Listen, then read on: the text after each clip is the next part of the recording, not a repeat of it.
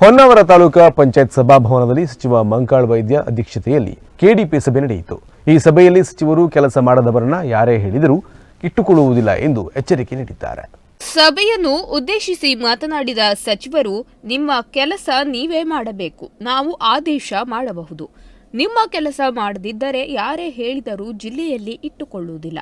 ಅನುದಾನ ತರುವುದು ನಮ್ಮ ಕೆಲಸ, ಜನರ ಕೆಲಸ ಮಾಡಿಕೊಡುವುದು ನಿಮ್ಮ ಕೆಲಸ ಎಂದು ಅಧಿಕಾರಿ ವರ್ಗಕ್ಕೆ ಮೀನುಗಾರಿಕೆ, ಬಂದರು ಮತ್ತು ಒಳನಾಡು ಜಲಸಾರಿಗೆ ಸಚಿವರು ಹಾಗೂ ಜಿಲ್ಲಾ ಉಸ್ತುವಾರಿ ಸಚಿವರಾದ ಮಂಕಾಳ್ ವೈದ್ಯ ಅವರು ಖಡಕ್ ಎಚ್ಚರಿಕೆ ನೀಡಿದರು. ನಮ್ಮನ್ನು ಆಯ್ಕೆ ಮಾಡಿರುವುದು ಕೆಲಸ ಮಾಡಿಕೊಡಲು, ನಿಮ್ಮದೇ ಆದ ವ್ಯವಸ್ಥೆ ಮಾಡಿಕೊಳ್ಳುವುದಲ್ಲ. ನಿಮ್ಮ ವರ್ತನೆ ನಮ್ಮ ಗಮನಕ್ಕೂ ಜನಸಾಮಾನ್ಯರ ಗಮನಕ್ಕೂ ಬಂದಿದೆ. ಜನರಿಗಾಗಿ ರೂಲ್ಸ್ ಬದಲಾಯಿಸಿ ಕೆಲಸ ಮಾಡಿ, ರಾಜಕಾರಣಿಗಳಿಗಾಗಿ ಮಾಡಬೇಡಿ. ಇಷ್ಟು ದಿನ ಸುಮ್ಮನಿದ್ದರೂ ನಿಮ್ಮ ಕಾರ್ಯವೈಖರಿ ಬದಲಾಗದೆ ನೋಡಿದರೆ ನಿಮ್ಮ ಜೊತೆ ನಾನು ಶಾಮೀಲಾಗಿದ್ದೇನೆ ಎನ್ನುತ್ತಾರೆ. ಹಾಗಾಗಬಾರದು. ಪ್ರೀತಿಯಿಂದ ಕೆಲಸ ಮಾಡಲು ಆಗುವುದಾದರೆ ಇರಿ, ಇಲ್ಲದಿದ್ದರೆ ನಾನೇ ಟ್ರಾನ್ಸ್ಫರ್ ಮಾಡಿಸುತ್ತೇನೆ ಎಂದು ಅಧಿಕಾರಿಗಳಿಗೆ ಎಚ್ಚರಿಕೆ ನೀಡಿದ್ರು. ಅನುದಾನ ತರೋದು ಅಥವಾ ಬಡವರಿಗಾಗಿ ಯಾವುದಾದ್ರೂ ಕಾರ್ಯಕ್ರಮವನ್ನ ಹಾಕೊಳ್ತೇವೆ, ಅದು ಮುಗಿಸುವಂತ ಕೆಲಸ ನಿಮ್ಮ ಜವಾಬ್ದಾರಿ, ನಿಮ್ಮ ಕೆಲಸ ಅದು. ನಮ್ಗೆ ಹೇಗೆ ಜನ ಆಯ್ಕೆ ಮಾಡ್ತಾರೆ, ಏನೋ ಅಭಿವೃದ್ಧಿ ಮಾಡ್ತಾರೆ, 4 ಜನಕ್ಕೆ ಸಹಾಯ ಆಗ್ತದೆ, ಸಹಕಾರ ಆಗ್ತದೆ ಅನ್ನೋದು, ನಾವು ನಿಮಗೆ ಇಲ್ಲಿ ಅಧಿಕಾರಿಯಾಗಿ ಇಟ್ಕೊಳ್ಳೋದು 4 ಜನಕ್ಕೆ ಸಹಾಯ ಸಹಕಾರ ಆಗ್ತದೆ ಅಂತ ರಾಜಕಾರಣ ಮಾಡಲಿಕ್ಕೆ ನಾವಿದ್ದೇವೆ. ನೀವು ಮತ್ತೆ ಮಾಡುವಂತ ಅವಶ್ಯಕತೆ ಇರೋದಿಲ್ಲ. ಆ ಸಮಯದಲ್ಲಿ ಆಗ್ತದೆ. ನಾವು ನಿಮ್ಗೆ ಆದೇಶ ಮಾಡ್ಬೋದು ಬಿಟ್ರೆ ನಿಮ್ಮ ಕೆಲಸ ನಾವು ಮಾಡ್ಲಿಕ್ಕೆ ಆಗೋದಿಲ್ಲ, ನೀವೇ ಮಾಡಬೇಕು. ನಿಮ್ಮ ಕೆಲಸ ನೀವು ಮಾಡಲಿಲ್ಲ ಅಂದ್ರೆ ಯಾರು ಹೇಳಿದ್ರು ನಿಮ್ಮನ್ನ ಇಲ್ಲಿ ಇಟ್ಕೊಳ್ಳೋದಿಲ್ಲ. ಆರೋಗ್ಯ ಇಲಾಖೆಯ ಚರ್ಚೆಯಡಿ ಡೆಂಗ್ಯೂ ಗ್ರಾಮೀಣ ವಿಭಾಗದಲ್ಲಿ, ಅದರಲ್ಲೂ ಹೆಚ್ಚಿನ ಅರಣ್ಯ ಪ್ರದೇಶದಲ್ಲಿ ಕಂಡುಬರುತ್ತಿರುವ ಕುರಿತು ಆತಂಕ ವ್ಯಕ್ತಪಡಿಸಿ ಜಾಗೃತಿ ಮೂಡಿಸುವಂತೆ ಸೂಚಿಸಿದರು. ಗ್ರಾಮೀಣ ಮಟ್ಟದಲ್ಲಿ ಕಸ ವಿಲೇವಾರಿ ವಾಹನದ ಮೂಲಕ ಜಾಗೃತಿ ಮೂಡಿಸಲು ಹಲವು ವಾಹನಗಳಿಗೆ ಚಾಲಕರೇ ಇಲ್ಲ. ಮಂಕಿ ಪಟ್ಟಣ ಪಂಚಾಯತ್ ವ್ಯಾಪ್ತಿಗೆ 2 ವರ್ಷದ ಹಿಂದೆ ವಾಹನ ಬಂದರೂ ಚಾಲಕರಿಲ್ಲ. ಇಂತಹ ವ್ಯವಸ್ಥೆಯಿಂದ ನಾವು ಹೊರಬರಬೇಕಿದೆ. ಗ್ರಾಮ ಪಂಚಾಯತ್ ಮಟ್ಟದಲ್ಲಿ ಪಾರ್ಕಿಂಗ್ ವ್ಯವಸ್ಥೆ ಕಲ್ಪಿಸಲು ಸೂಕ್ತ ನಿರ್ಧಾರ ಕೈಗೊಳ್ಳುವಂತೆ ಸಲಹೆ ನೀಡಿದರು. ಕೆಎಫ್ಡಿ ಇಲಾಖೆಯ ಚರ್ಚೆಯಡಿ ಭಟ್ಕಳ ವ್ಯಾಪ್ತಿಯಲ್ಲಿ ಎಂಡೋಸಲ್ಫಾನ್ ಶಿಬಿರದ ಮೂಲಕ 111 ಹೊಸ ಪ್ರಕರಣ ಪತ್ತೆಯಾಗಿದೆ. ಅದೇ ಮಾದರಿಯಲ್ಲಿ ಹೊನ್ನಾವರದಲ್ಲಿಯೂ ಶಿಬಿರ ನಡೆಸಲು ಸೂಚಿಸಿದರು. ಎಂಡೋಸಲ್ಫಾನ್ ಪೀಡಿತರಿಗೆ ಸರ್ಕಾರದಿಂದ ಸಿಗುವ ಸೌಲಭ್ಯ ಒದಗಿಸಬೇಕು.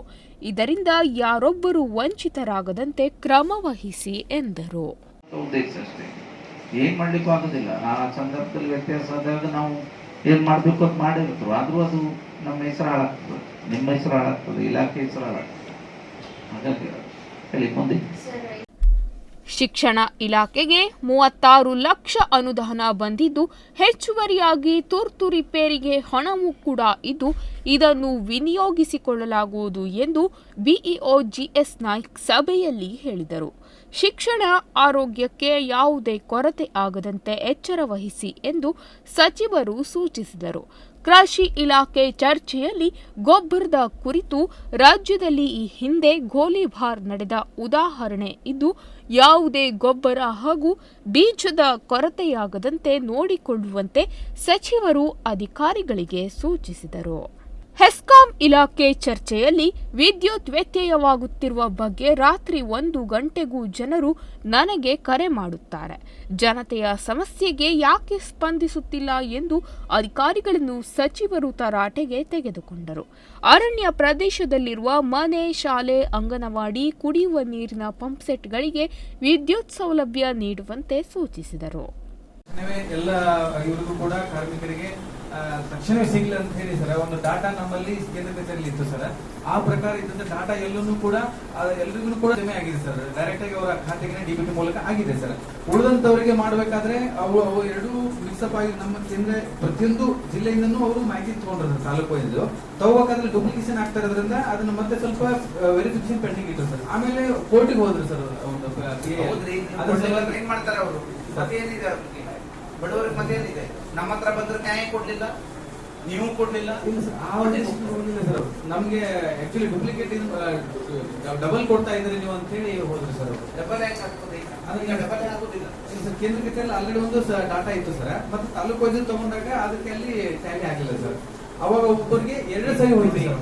ತಾಲೂಕು ಒಂದು ಜಿಲ್ಲೆ ಸರ್, ಸರ್ ನೀವು ಮಾಡ್ಬೇಕಲ್ಲ, ಟ್ಯಾಲಿ ಮಾಡ್ಬೇಕು ಬೇಡ? ನಾವು ಮಾಡಿದ್ವಿ. ನೀವು ಹೋಗಿ ಕೂತ್ಕೊಂಡು ಅಲ್ಲಿ ಹೋಗಿ ನಮ್ಮ ಜಿಲ್ಲೆದು ಹೀಗಿದೆ, ಟ್ಯಾಲಿ ಆಗ್ತದೋ ಇಲ್ಲೋ ನೋಡಿ ಸರಿ ಮಾಡಿಸ್ಬೇಕು. ಪಟ್ಟಣ ಪಂಚಾಯತ್ನಲ್ಲಿ ಈ ಸ್ವತ್ತು ಪರವಾನಿಗೆ ಪತ್ರ ನೀಡಲು ವಿಳಂಬ ಮಾಡುತ್ತಿದ್ದಾರೆ ಎನ್ನುವ ದೂರು ಕೇಳಿ ಬರುತ್ತಿದ್ದು, ಅರ್ಜಿ ಬಂದು 10 ದಿನದ ಒಳಗೆ ಕೆಲಸ ಮುಗಿಸುವಂತೆ ಮುಖ್ಯಾಧಿಕಾರಿಗಳಿಗೆ ಎಚ್ಚರಿಸಿದರು. ಗೇರುಸಪ್ಪ ವೃತ್ತ ಹಾಗೂ ಶರಾವತಿ ವೃತ್ತದಲ್ಲಿ ಸಿಸಿ ಕ್ಯಾಮೆರಾ ಇರದೇ ಇರುವುದರಿಂದ ಕಳ್ಳತನ ಪ್ರಕರಣ ಹೆಚ್ಚುತ್ತಿದೆ. ಕೂಡಲೇ ಕ್ಯಾಮೆರಾ ಅಳವಡಿಸಿ ಎಂದರು.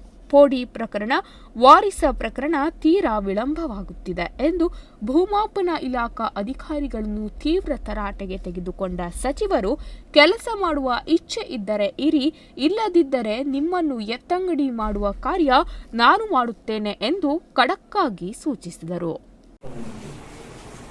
ನಾನು ಕೇಳ್ತಾರೆ 1-2 ಕೊಟ್ಟು ಮುಗಿಸ್ಬೇಕು.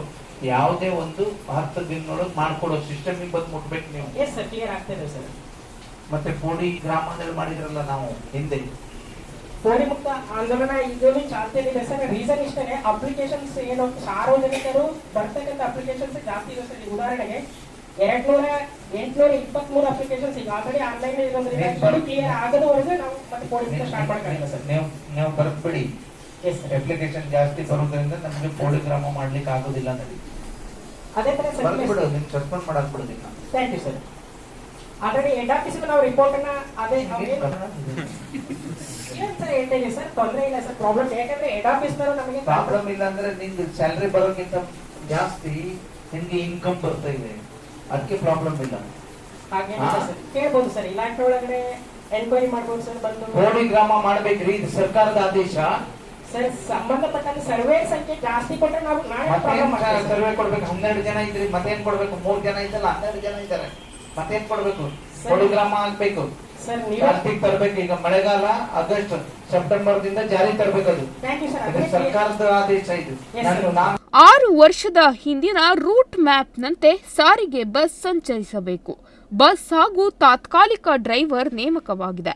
ಶಾಲಾ ವಿದ್ಯಾರ್ಥಿಗಳ ಸಮಸ್ಯೆಯಾಗದಂತೆ ಬಸ್ ಬಿಡುವಂತೆ ಆದೇಶಿಸಿದರು.